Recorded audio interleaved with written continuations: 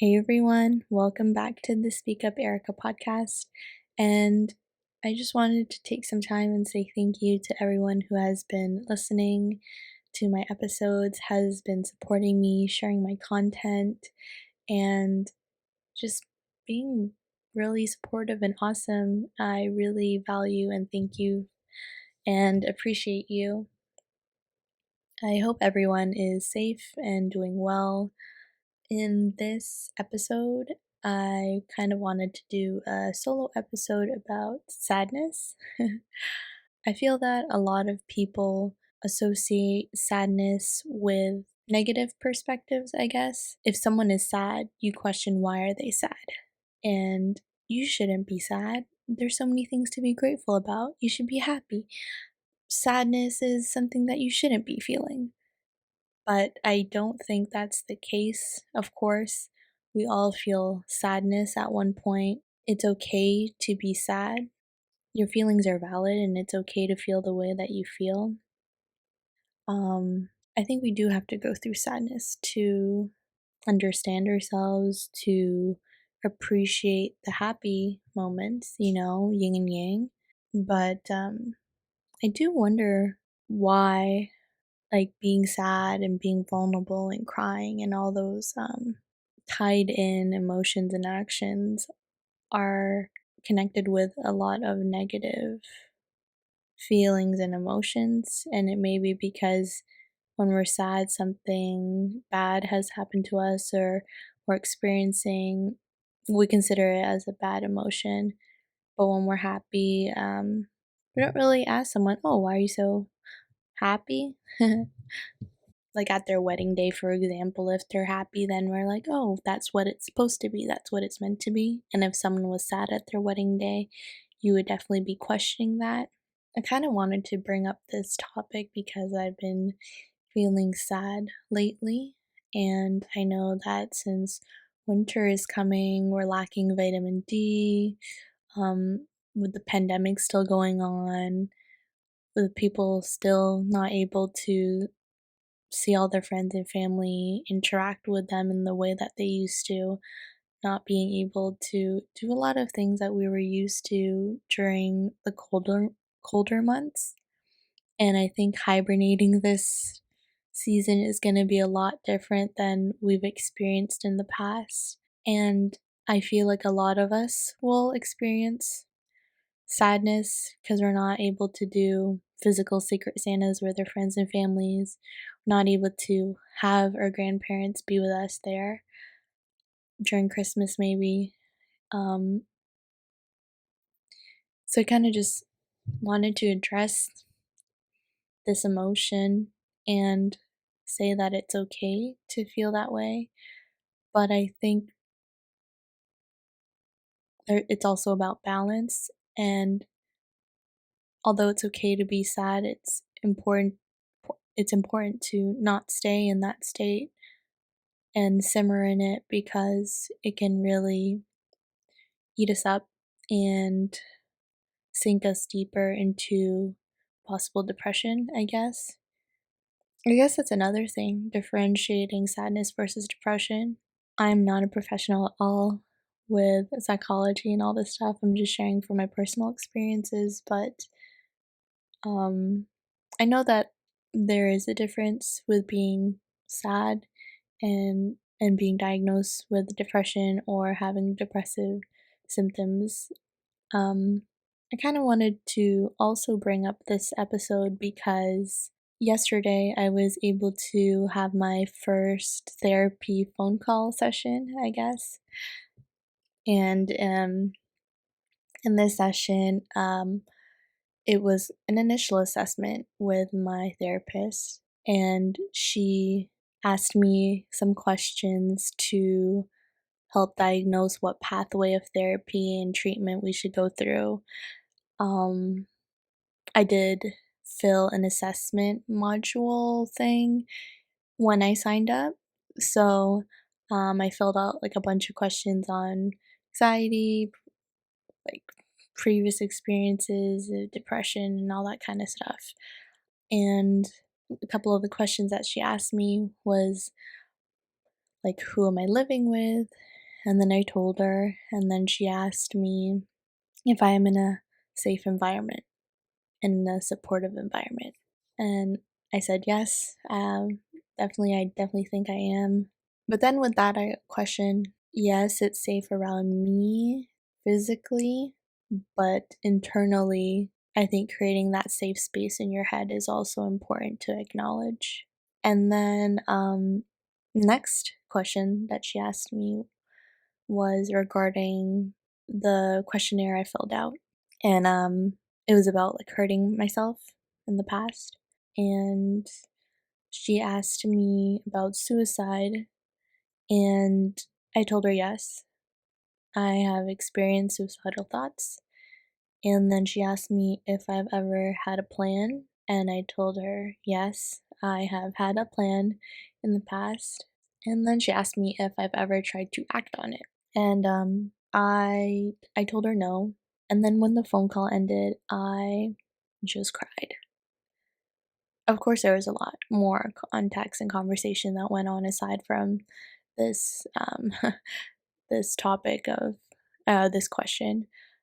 But yeah, I just bawled and I cried, and I think a main reason was because it's really hard to admit that you don't truly love yourself because you wanted to hurt yourself and kill yourself and end your life. And it was hard to say it out loud and admit it, as much as I'm trying to strive for self-care and mindfulness and self-love. And I feel like a lot of my episodes have been surrounding those topics a lot, which is amazing and it's so helpful and awesome.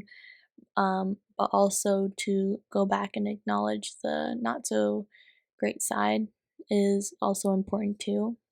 It's kind of what triggered this topic of sadness and my personal experience of why, my kind of personal experience of sadness currently, I guess. And I don't know, it kind of made me reflect on what makes me sad. Why am I sad? What are situations that I go through that make me sad? Although this emotion is unavoidable, there are definitely ways we can learn how to cope with it and understand ourselves. I know this is a heavy topic, and a lot of people don't talk about this. So I hope me talking about it helps you and maybe gives you courage to talk to people about what you may be going through in your head. In the past, I have lost a couple of people to suicide, and also know handful of people who have passed away because of it, and it's a huge thing. Statistics are insane, and especially with everything going on, it's definitely a very important thing to talk about. So last week, a friend of mine who I was supposed to do an episode with on this podcast had passed away, and I went through our old conversations together and just reflected back on the times we spent together. And I sat around for hours just doing that and just reflecting and thinking about them.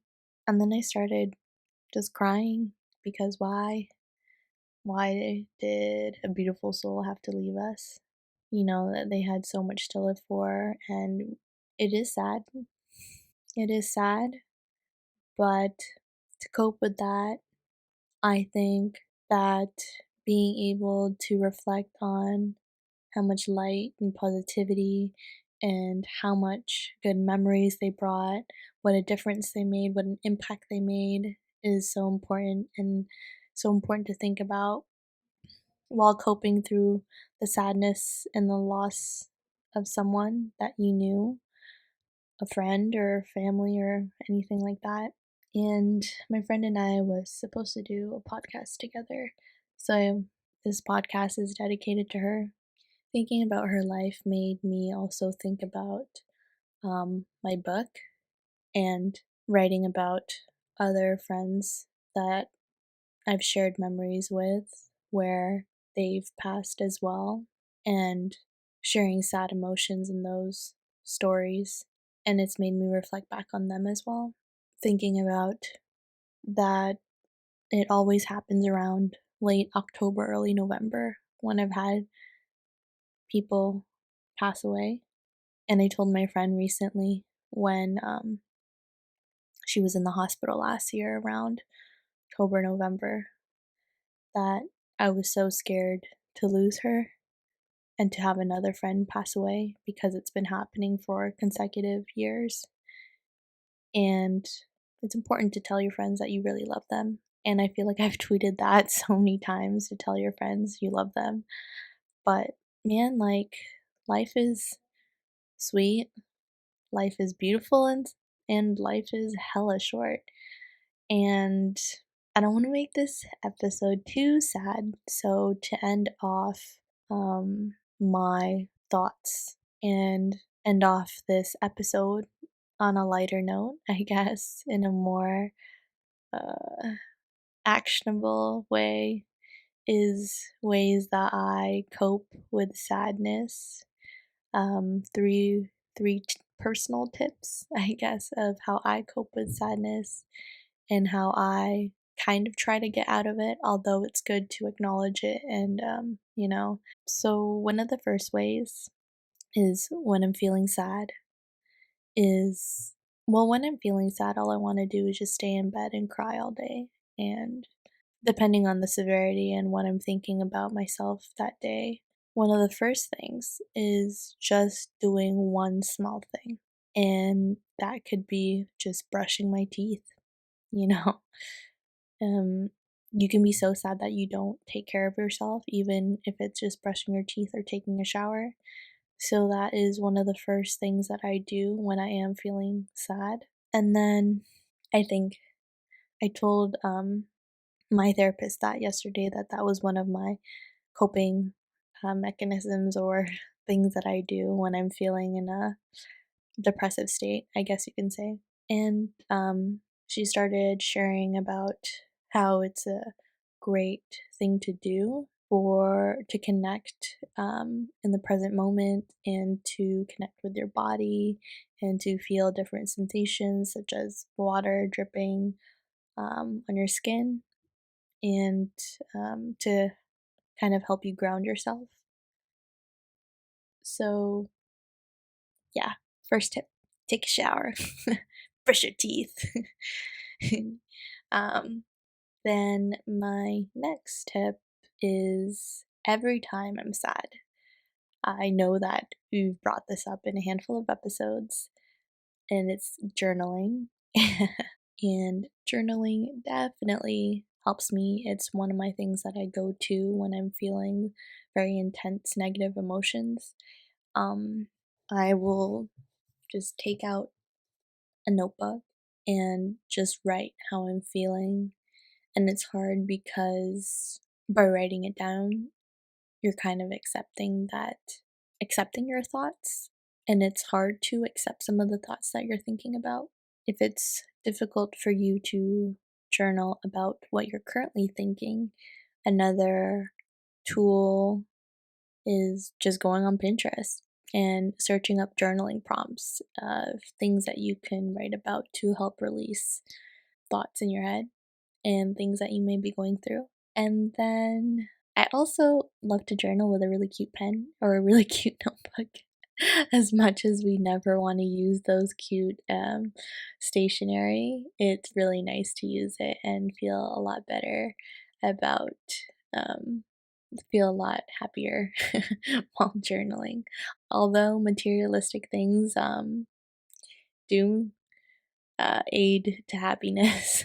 Of course, it's not everything, but I digress. My third final coping tip, I guess you can say. My third tip would just be to let those emotions out. Cry. I cried a lot yesterday, and I cried over like watching YouTube videos of like old marketing campaigns. So I was very confused on why I was crying and why I was so sad and emotional. But letting all that out is good. Letting all that out is good for you. You don't want to be keeping all of that bottled up, and then it's just like a massive breakdown later, which I've had happen before. Um, so yeah, that would be my third personal tip is to cry. I used to think crying was so lame, like, oh my god, like, what a baby if I cry. And it's not true. Um, Crying is literally the first thing you do when you are born, and it shows us that we're alive. I sometimes really enjoy crying. I know that's weird, but I like crying with your friends is such a crazy emotional thing to go through. um, but yeah, if you've ever cried with your friends and just hold them and hug them, it's oh man, I'm gonna start crying. But it's very sad, but very like loving, and um, you feel so connected with that person. But anyways, um, I hope this episode didn't make you too sad. It's okay to feel that way if you do, but I hope that these tips help you in coping with the feelings that you're feeling. Taking a shower, doing simple things, brushing your teeth, just standing up and getting out of bed, um, journaling, writing down your thoughts, acknowledging them, um, connecting with them, appreciating them that you're able to feel something, I guess. Sometimes I tell myself that. And then just releasing it and crying and expressing yourself and holding friends and family close and crying with them. That's really beautiful, I think. So, yeah, thank you so much for listening to this episode. Love yourself, love your friends, tell them that you love them, and just be kind. This episode is dedicated to Sylvia. Thank you so much, and I'll catch you in the next episode.